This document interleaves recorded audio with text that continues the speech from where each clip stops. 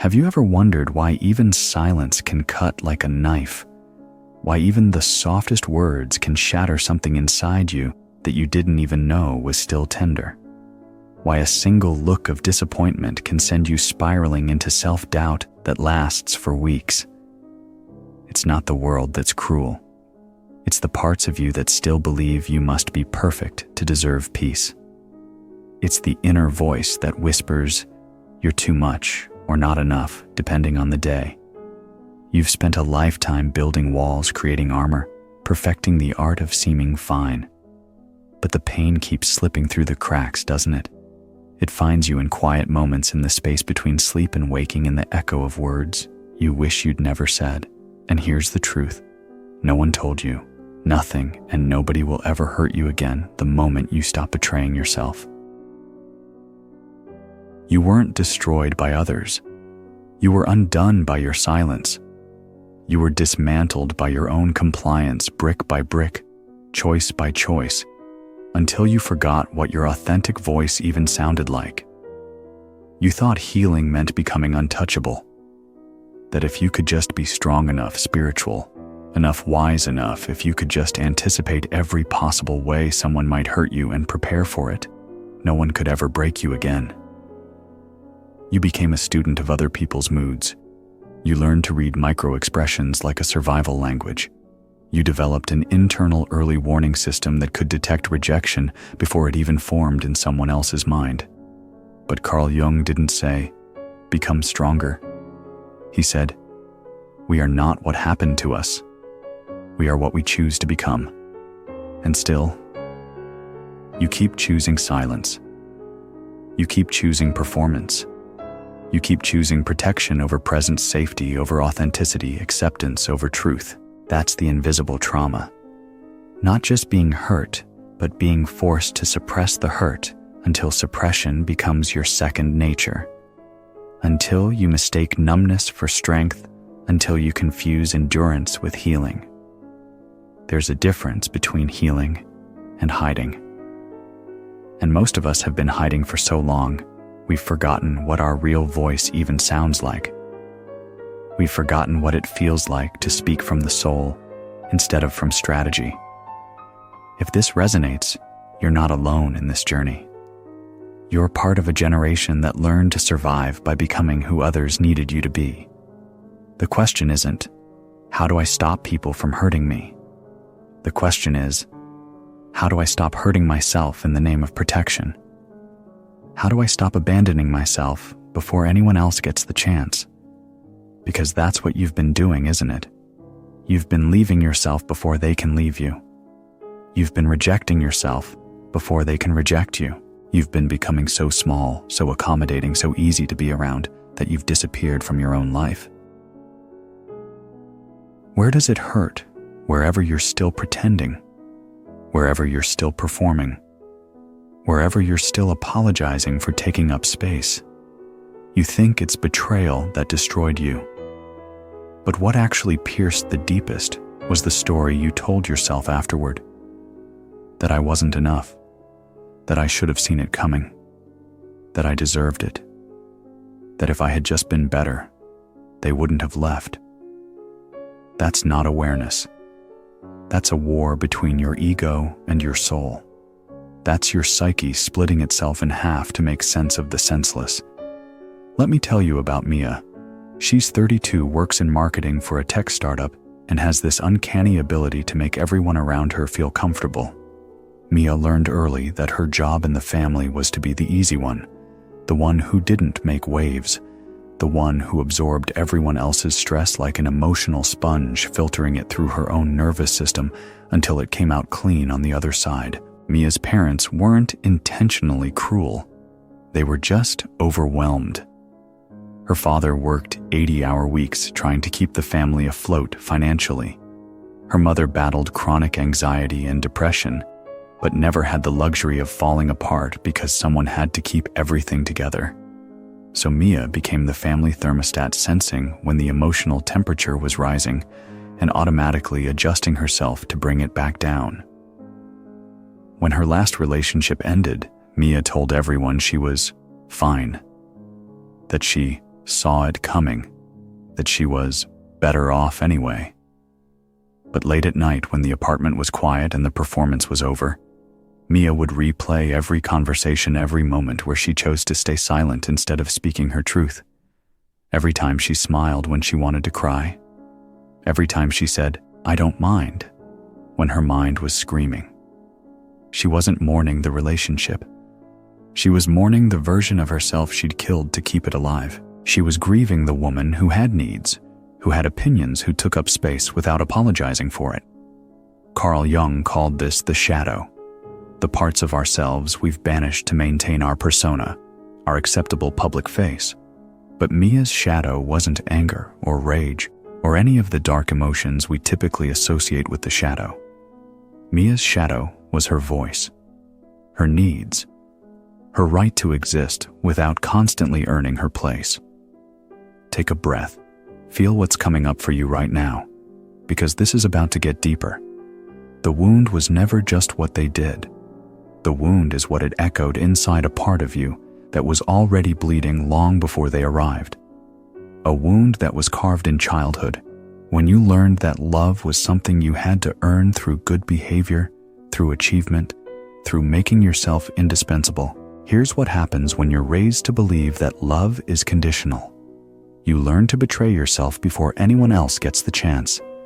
You become the perpetrator of your own abandonment. You develop an internal surveillance system that's constantly monitoring. Am I being too much? Am I taking up too much space? Am I asking for too much? You've been hurting yourself to prevent others from hurting you.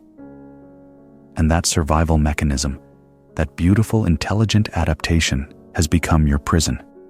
Jung said, "What you resist persists. What you accept transforms." So long as you resist the reality of your pain, so long as you keep pushing it down, numbing it, explaining it away, you remain in the battlefield, not with others, but with yourself. You've been fighting the wrong war. Now let me tell you about Oliver.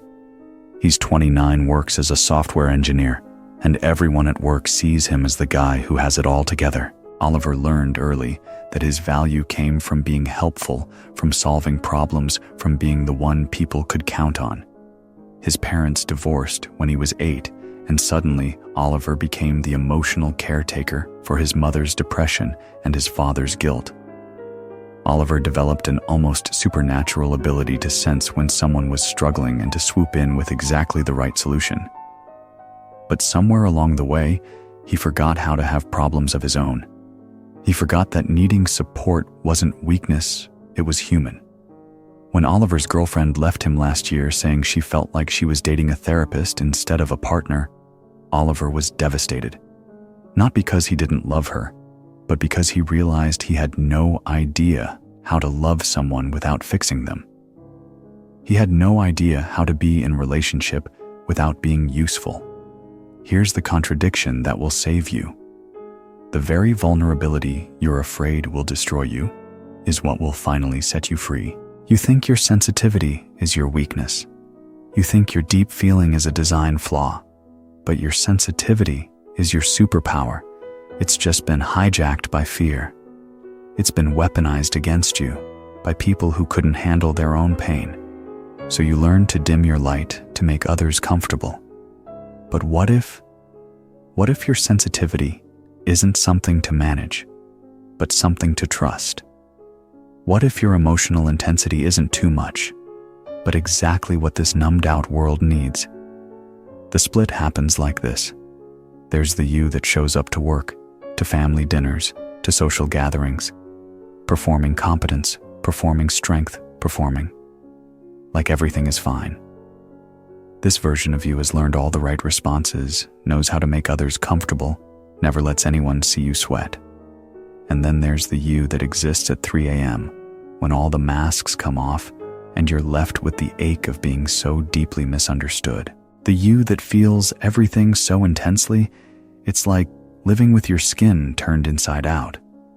The you that questions everything, that hungers for meaning, that can't understand how everyone else seems to navigate life so effortlessly. That 3 a.m. version. That's not your broken self. That's your real self trying to break through. No one can hurt you unless you've handed them the weapon, and you've been handing out weapons your entire life without even realizing it. Here is the brutal truth. You still believe that by being good, kind, pleasing, understanding, by anticipating everyone's needs and meeting them before they're even expressed, you can stop people from hurting you. You still believe that if you control your emotions, hide your needs, predict their moods, manage their reactions, you will finally be safe. But that belief is a child's fantasy. It was born in a house where love was conditional, where your pain was inconvenient, where your tears were too loud, your questions too persistent, your joy too exuberant, your anger too dangerous. So you learned to survive by making yourself small, polite, manageable, invisible when necessary. You turned yourself into someone who gets hurt quietly, someone who disappears before the world can reject them, someone who says, "I'm fine," when they're drowning, "I don't mind," when they're dying inside, "Whatever you want," when they have no idea what they want anymore. But now that very invisibility is what keeps hurting you the most. Let me tell you more about Liam. He's 28, works in tech, and has this gift for making everyone feel heard. But Liam hasn't felt heard himself in years. He learned early that his job was to be the strong one, the one who could handle anything, the emotional firefighter for everyone else's chaos.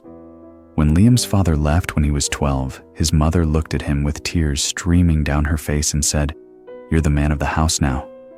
Liam felt proud in that moment, important, needed. But what he didn't realize was that he'd just been handed a life sentence of emotional suppression. He'd been conscripted into an army of one fighting battles that weren't his to fight. Liam became an expert at reading rooms, managing crises, being the calm in everyone else's storm. He could sense when his mother was about to break down and would automatically become funnier, more entertaining, more helpful. He learned to sacrifice his own emotional needs on the altar of everyone else's stability. But he forgot how to have storms of his own. He forgot that needing support wasn't weakness, it was human. He forgot that having feelings didn't make him a burden, it made him real. This is the question that changes everything. What part of yourself have you silenced just to feel loved? You've been wearing a mask for so long, you've forgotten it's not your face. The mask says, "I'm fine. I don't need anything. I can handle this. Don't worry about me." The mask is brilliant at maintaining relationships and terrible at creating intimacy. Because intimacy requires truth, and truth requires vulnerability, and vulnerability requires trust. Trust that you won't be abandoned for being human. Jung understood this deeper than anyone. He wrote, "The persona is a kind of mask designed on the one hand to make a definite impression upon others, and on the other to conceal the true nature of the individual. Your persona isn't evil. It's not something to be ashamed of. It's protective. It kept you alive when being real felt dangerous, when authenticity felt like a luxury you couldn't afford, when showing your true self meant risking rejection, abandonment, or worse. But what once saved you is now suffocating you. The reveal isn't that you're broken. The reveal is that you're brilliant. Your psyche created an entire elaborate system to keep you safe. Your sensitivity became hypervigilance. Your empathy became people-pleasing. Your intuition became anxiety. Your creativity became perfectionism. Your need for connection became performance. Every single coping mechanism you developed was intelligent. It served a purpose. It got you through. But here's what no one told you. The same intelligence that created your survival patterns can create your liberation patterns. You're not stuck. You're not damaged beyond repair. You're not too much or not enough. You're just ready to remember who you were before the world taught you to be afraid of yourself. Let me tell you about Rachel. She's 34, a nurse, and everyone sees her as endlessly caring and patient. But Rachel has been performing caring for so long, she's forgotten what it feels like to genuinely care for herself. She learned as a child that her worth came from being needed, from solving other people's problems, from being the helper. Rachel's mother was an alcoholic, and Rachel became the family manager by age 10. She learned to anticipate her mother's moods, to clean up messes before anyone noticed them, to lie to teachers and neighbors to protect the family secret.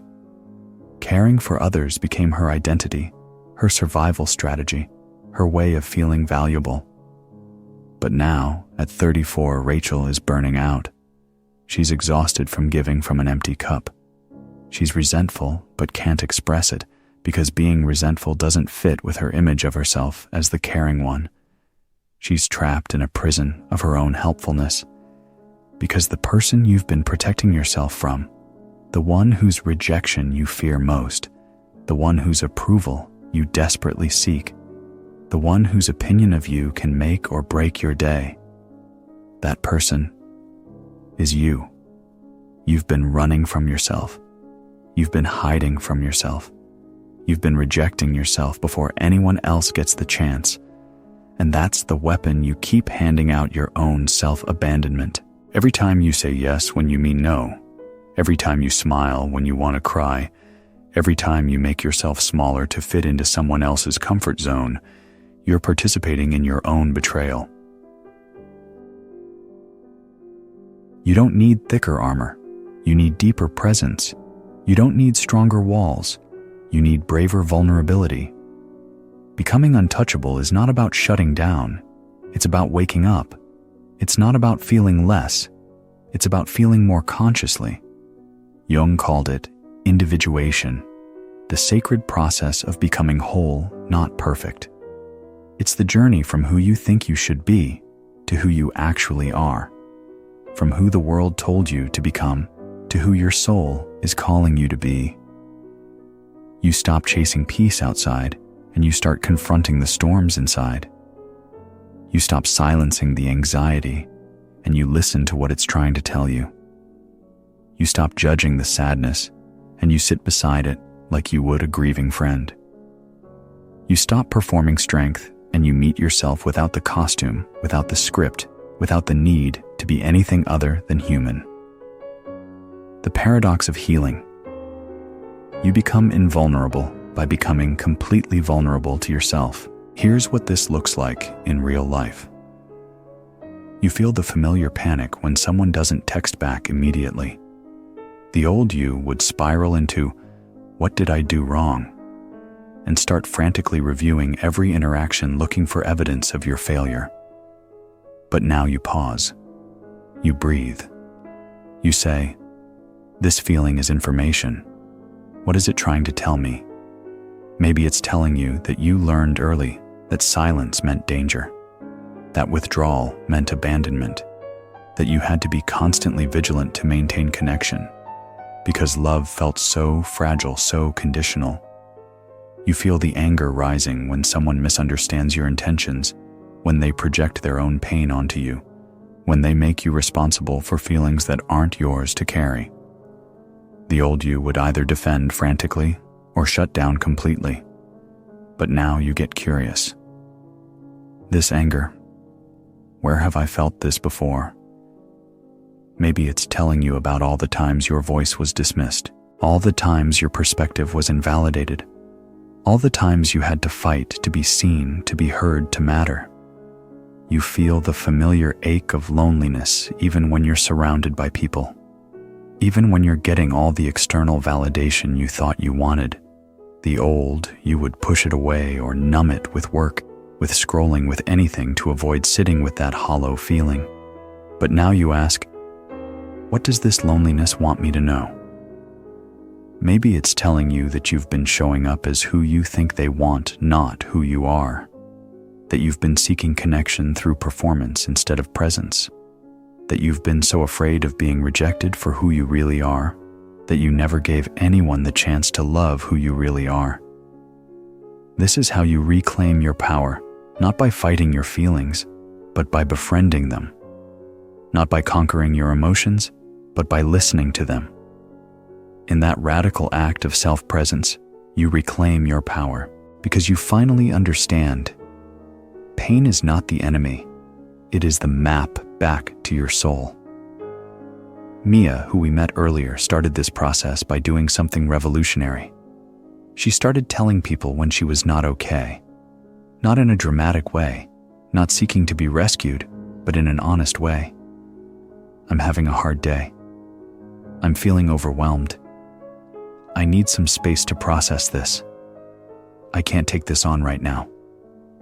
The world didn't end. In fact, people started responding to her with more authenticity too. They stopped treating her like the perpetually strong one and started seeing her as human. They started sharing their own struggles instead of just dumping their problems on her. Liam started allowing himself to not have all the answers.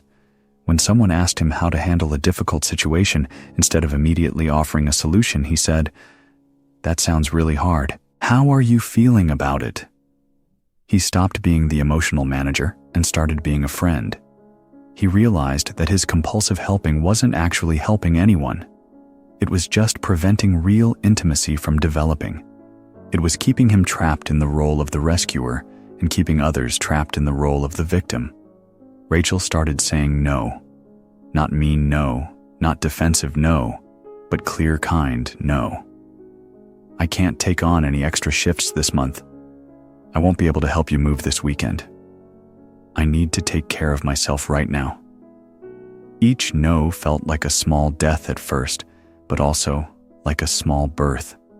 You know what's terrifying about healing? You start realizing how much energy you've been spending on trying to control other people's perception of you. Energy that could have been spent actually living. Energy that could have been spent creating, exploring, connecting authentically. You start realizing how exhausting it is to be constantly scanning for approval, constantly adjusting yourself based on other people's reactions, constantly performing a version of yourself that you think will be acceptable. The turning point isn't a moment. It's a million small moments of choosing truth over comfort, choosing presence over performance, choosing self-compassion over self-criticism, choosing to show up as you are instead of as you think you should be. It's the moment you realize that the person you've been waiting for your whole life, the one who will see you, understand you, accept you, completely as you. It's the moment you stop abandoning yourself and start coming home to yourself. This is where no one can touch you, not because you're hard, but because you're whole. Not because you've built better walls, but because you've torn down the walls that were keeping you from yourself. You don't flinch anymore when people withdraw their attention, because you no longer beg to be seen. You don't explode when they betray your trust, because you no longer make their love your worth. You don't break when they misunderstand you, because you've stopped building your identity on other people's approval. You've entered the stillness. Not because life stopped hurting, but because you're no longer afraid to feel. Not because you've become numb, but because you've become present. You've become like water. Not because you have no form, but because you can hold any container without losing your essence. You can adapt to any situation without abandoning yourself. When someone projects their pain onto you, you don't absorb it like you used to. You see it for what it is, their unhealed wound speaking. You can have compassion for their pain without making it your responsibility to fix. When someone tries to manipulate you with guilt or anger, you don't take the bait. You recognize the pattern and respond from presence, not reactivity. You can see their behavior as information about their inner state, not as evidence of your failure. When someone withdraws their love as punishment, you don't chase. You honor their choice, and you honor your own worth. You understand that love given conditionally isn't love at all, it's control. This isn't indifference. This is fierce self-love. This is what Jung meant when he talked about individuation becoming undivided within yourself. Mia learned this when her mother called her selfish for setting boundaries around holiday visits. The old Mia would have collapsed under that accusation, would have apologized profusely, and overcompensated by agreeing to everything her mother wanted. The new Mia felt the familiar sting of that word, acknowledged it, and said, "I can see this is disappointing for you, and these boundaries are necessary for me to show up authentically in our relationship." She didn't argue. She didn't justify. She didn't abandon herself to avoid conflict. She simply held both truths, her mother's disappointment and her own needs, without making either of them wrong. Liam learned this when his friend criticized him for not being there during a crisis. The old Liam would have rushed to fix it, would have taken on guilt that wasn't his, would have promised to do better. The new Liam said, "I care about you, and I can't take responsibility for expectations I didn't know existed. How can we communicate better about what you need?" He offered support without sacrificing himself. He showed up with love without losing himself in the process. Notice how much calmer you feel when you stop trying to manage other people's emotions. Notice how much more energy you have when you stop constantly monitoring other people's moods and adjusting yourself accordingly. You've stopped running. And in that quiet surrender, you have become unshakable. Not unshakable, like a mountain, rigid and defensive, and closed off from feeling. Unshakable, like the ocean, vast enough to hold storms without being destroyed by them, deep enough to remain calm, even when the surface is turbulent. Jung wrote, "The most terrifying thing is to accept oneself completely. But once you do, once you embrace the full spectrum of your humanity, the light and the Carl Jung shadow, the strength and the vulnerability, the beauty and the messiness, you realize that you are already everything you've been seeking. You are already home." The inner return isn't about going back to who you used to be before you were hurt. You can't unknow what you know. You can't unfeel what you've felt. But you can integrate it all. You can make meaning from your pain.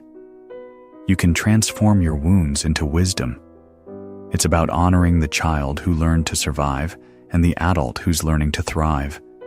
It's about recognizing that your wounds and your wisdom are inseparable. That your sensitivity is not a design flaw, it's a feature. That your depth is not too much for this world. This world desperately needs more depth. Nothing and nobody will ever hurt you again, not because the world changed, but because you did. Not because people stopped being unconscious or selfish or wounded, but because you stopped making their unconsciousness about your worth. Not everyone will understand your journey. Many are still wearing masks to feel safe. Many are still performing for love, still running from their Carl Jung shadows, still trying to earn their worth through achievement and approval. But you are no longer performing. You are remembering.